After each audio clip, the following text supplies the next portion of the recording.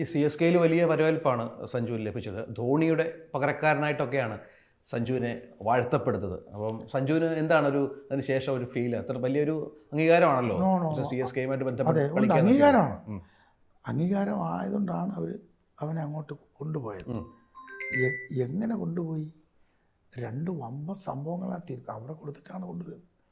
മനസ്സിലായി. ജഡേജ എന്നൊരു allrounder CSK എന്ന് മുതലുണ്ടോ അന്ന് മുതൽ ഫസ്റ്റ് സീസൺ രാജസ്ഥാൻ, അത് കഴിഞ്ഞ് CSK. അതെ അതെ. ആ വലിയ സംഭവത്തെയും ആ വലിയൊരു ടാലൻറ്റിനെയും അതൊക്കും മേലെ ഒരു സാം കരൺ എന്നൊരു ഒരു വമ്പൻ ഓൾറൗണ്ടർ, സാം കരൺ ഒരു ഗ്രേറ്റ് ഓൾറൗണ്ടർ. ഈ 2 പേരെ കൊടുത്തിട്ട് ഈ സഞ്ജുവിനെ എടുത്തു. അത് നമുക്ക് അവിടെ ഇങ്ങനെ എടുക്കുമ്പോഴേ നമുക്കൊരു ചെറിയൊരു ഡിസ്റ്റർബൻസ് വരും. ഞാൻ പെർഫോം ചെയ്യണം. അതെ, എന്നെ ഇത്രയും വിശ്വസിച്ചു, എന്നെ ഇവിടെ കൊണ്ടുവന്നു. ഞാൻ അവർക്ക് വേണ്ടി എന്നിൽ എന്തോ അവർ കണ്ടിട്ടാണ് എന്നെ കൊണ്ടുവന്നത്. ഞാൻ അവർക്ക് എന്നെ ആഗ്രഹിച്ച് കൊണ്ടുവന്നതിന് എന്തെങ്കിലും ഞാൻ അവർക്ക് ചെയ്യണം. ചെയ്തില്ലെങ്കിൽ അവിടെ കൊച്ചായില്ലേ, എൻ്റെ മോൻ ഇല്ലാതായില്ലേ. പക്ഷെ ധോണിജിയുടെ അണ്ടറിൽ കളിക്കുന്നതാണ് എനിക്കിഷ്ടം. എന്നും അങ്ങനെ കളിക്കാവും. സീനിയർ, ആ സീനിയർ തണല് അദ്ദേഹം പറയുന്നത് കേട്ട് സഞ്ജു അങ്ങനെ ചെയ്, അത് ചെയ്തു കൊടുക്കണം. സഞ്ജു ഇത് ചെയ്തു കൊടുക്കണം. ധോണിജിയുടെ കീഴിൽ അദ്ദേഹത്തിൻ്റെ ഒരു അനുസരണയുള്ള നല്ല കുഞ്ഞായി അവൻ മാറി വരണമെന്നാണ് എൻ്റെ ആഗ്രഹം. അദ്ദേഹം എത്രയോ കപ്പടിച്ചു കൊടുത്തു. അപ്പോൾ അടുത്ത കപ്പിലും അദ്ദേഹത്തിന് മോഹം കാണും. കപ്പിൽ മോഹമില്ലാതല്ല ധോണിജി ഓരോ കാര്യങ്ങൾ ചെയ്യുന്നത്.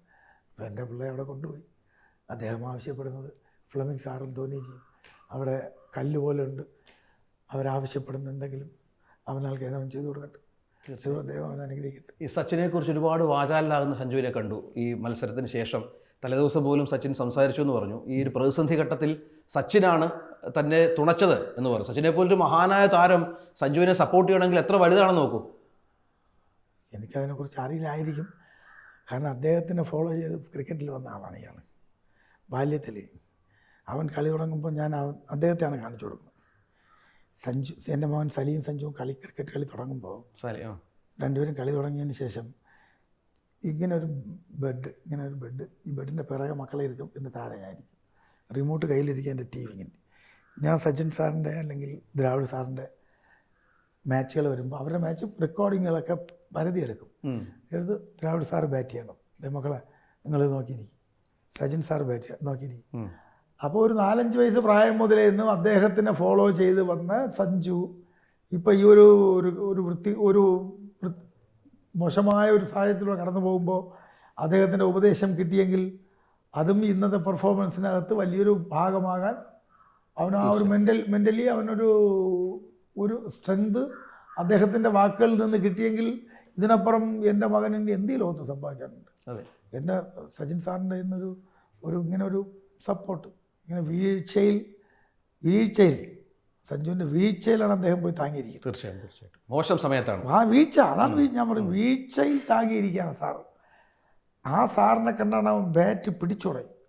അവൻ 4 വയസ്സിൽ ബാറ്റ് ചെയ്യുമ്പോൾ സച്ചിൻ സാറിനെ നോക്കട്ടെ, സച്ചിൻ സാറിൻ്റെ ബാറ്റ് അങ്ങനെ കളി അങ്ങനെ അല്ലേ. സച്ചിൻ്റെ പല ഷോട്ടുകളും സച്ചിനെ ഓർമ്മിപ്പിക്കുന്ന ഷോട്ടുകളാണ്. അങ്ങനെയാണല്ലോ, അദ്ദേഹത്തെ കണ്ടല്ലേ പഠിച്ചത്. അതെ, അദ്ദേഹത്തിൻ്റെ കളി കണ്ടല്ലേ പഠിച്ചത്. അതെ. ഈ വലിയൊരു വിശ്വാസിയും ഭക്തനുമാണല്ലേ നമ്മളിങ്ങനെ സഞ്ജു ഇങ്ങനെ ഓരോ ബോളിന് ശേഷവും അതിന് മുമ്പും ഇങ്ങനെ കാണിക്കുന്നത്. ഇത് അവന് എല്ലാ ബാറ്റർക്കും ചില വിഷയങ്ങളുണ്ട്. വിശ്വാസമാണ്, വിശ്വാസം വേണം. വിശ്വാസമാണ് എന്ന് പറഞ്ഞ് കാലാകാലം മൊത്തവും പള്ളിയിൽ പോയിരിക്കുക. നമുക്ക് എല്ലാ ദൈവങ്ങളെയും ബഹുമാനമാണ്. ഞാനൊരു കടന്നു പോകുന്നിടത്ത് ഒരു അമ്പലമുണ്ടോ ഒരു മസ്ജിദുണ്ടോ അത് നോക്കിയിട്ടേ ഞാൻ അവിടെയും നമിച്ചു പോകും. കാരണം നമ്മുടെ പൂർവികരാണ്. എൻ്റെ യേശുക്രിസ്തു ആയിരുന്നാലും ശരി, നമ്മുടെ ഹിന്ദു സഹോദരങ്ങൾ വണങ്ങുന്ന ദൈവങ്ങളായിരുന്നാലും ശരി, മുസ്ലിം സഹോദരങ്ങൾ വണങ്ങുന്ന ദൈവങ്ങളായിരുന്നാലും ശരി, അവരാരാണ്? ഈ ഭൂമിയിൽ ജനിച്ച് വളർന്ന് ഭൂമിയിൽ നന്മകൾ ചെയ്ത് ഈ ഇതിൽ നിന്ന് മറഞ്ഞ ജന്മങ്ങളാണ്. അപ്പോൾ ആ ജന്മങ്ങൾ നമ്മൾ സീനിയേഴ്സാണ്. ഞാൻ ചെന്ന് പോകുന്ന വഴിക്ക് ഒരു അമ്പലത്തിൽ കയറി ഭഗവാനെ കാക്കണേ എന്നൊരു വാക്ക് അവിടെ പറഞ്ഞാൽ എൻ്റെ യേശുക്രിസ്തു എന്നോട് പറയില്ല, നീ എന്തിനാ അവിടെ പോയി എന്ന് പറയില്ല. മനസ്സിലായില്ലേ? എൻ്റെ മക്കൾക്കും എനിക്കും ജാതിയോ മതമോ അങ്ങനെ ഒന്നുമില്ല. ഞങ്ങൾ അമ്പലം കണ്ടാലും ഞാനിങ്ങനെ ഉണങ്ങിയിട്ട് പോകും. മസ്ജിദ് കണ്ടാലും ഞാൻ അതിനൊരു ഇത് വയ്ക്കും. നമ്മളെല്ലാം മനുഷ്യന്മാരാണ്. എന്നെ നിങ്ങളെയൊക്കെ ഇങ്ങനെയൊക്കെ ആക്കിയത് ആരാ? നമ്മുടെ പൂർവ്വർ. കൂടുതൽ വാർത്തകൾക്ക് news 18 Keralam YouTube channel subscribe ചെയ്യുക.